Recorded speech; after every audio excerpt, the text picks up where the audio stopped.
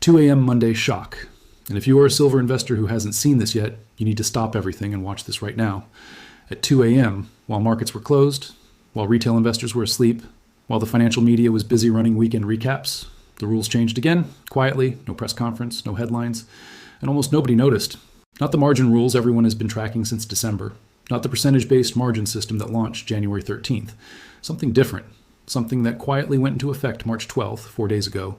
3 rule numbers, 559, 560, and 562. And if you hold silver, you need to understand what they mean. Because on the official CME rulebook page right now, there are 2 versions of the same rules listed side by side. One version governing position limits through March 11th, 2026. A second version governing position limits starting March 12th, 2026. 2 rule sets, 2 timelines, 1 quiet transition. These are the rules that determine how large a position any single entity can hold in COMEX silver futures. The rules that decide whether concentrated positions are allowed. The rules that determine whether massive institutional exposure is legal. The rules that define the limits of the paper market. And they changed 4 days ago. Before we go one step further, if you just found this channel tonight, you are exactly where you need to be. Subscribe now and turn on all notifications. Because what this channel does at 2 a.m. on a Monday when everyone else is asleep is go directly to the primary sources. Not summaries, not social media threads, not newsletter opinions, the actual filings. And drop your reaction in the comments right now. Did you know CME changed position limit rules on March 12th? Yes or no? Let's break down what actually changed. 3 simultaneous rule developments, 3 structural moves inside the silver futures market. And every silver investor should understand them. Rule change number 1, the position limit restructuring. CME issued a market regulation advisory confirming modifications to rules 559, 560, and 562 governing position limits, exemptions, accountability, and violations. Effective March 12th, certified to the CFTC, filed as an official regulatory advisory. This isn't speculation. It's a documented rule modification inside the CME rulebook. Position limits exist for one reason, to prevent any single entity from dominating a futures market. They are the mechanism designed to stop concentrated institutional control.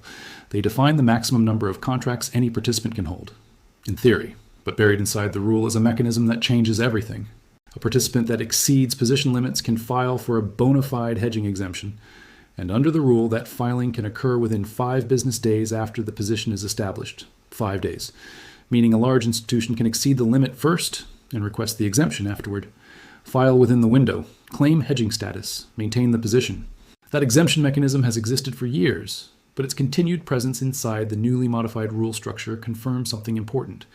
Large concentrated positions remain structurally possible.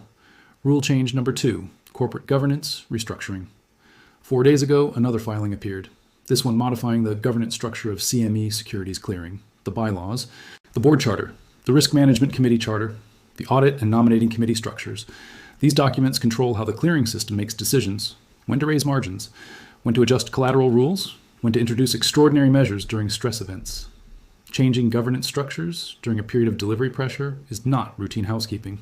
It's the exchange adjusting its internal decision-making architecture, exactly when those decisions may matter most. Rule change number 3, immediate effectiveness procedural amendments. Back on January 29th, the same day silver printed its all-time high, another rule change was filed, classified as immediate effectiveness. That classification allows implementation without waiting for the normal regulatory review period. The filing described itself as minor adjustments, clarifications, corrections, technical amendments, but the timing matters. Filed the same day, silver hit its historic peak, implemented immediately, and now followed weeks later by additional structural modifications. Now here is where the margin system becomes critical. Under the traditional fixed dollar margin model, a short seller posted the same margin regardless of how high the silver price moved. But under the percentage-based margin system introduced earlier this year, the collateral requirement increases automatically as price rises. That creates a compounding pressure dynamic. Losses grow as price increases, and margin requirements grow at the same time. A short position isn't just losing value. It is simultaneously required to post additional collateral. The higher the price rises, the larger the required margin becomes. For heavily leveraged positions, the dynamic can accelerate liquidation pressure, especially in a supply-tight market. Now step back and look at the bigger picture. Physical silver markets have been tightening. Global refined supply is concentrated. Inventory levels inside exchange vaults have been declining. Delivery demand has been rising, and the gap between paper contracts and physical metal has been getting wider. Some analysts argue this ultimately reduces the long-term importance of futures exchanges altogether. Paper rules govern paper markets.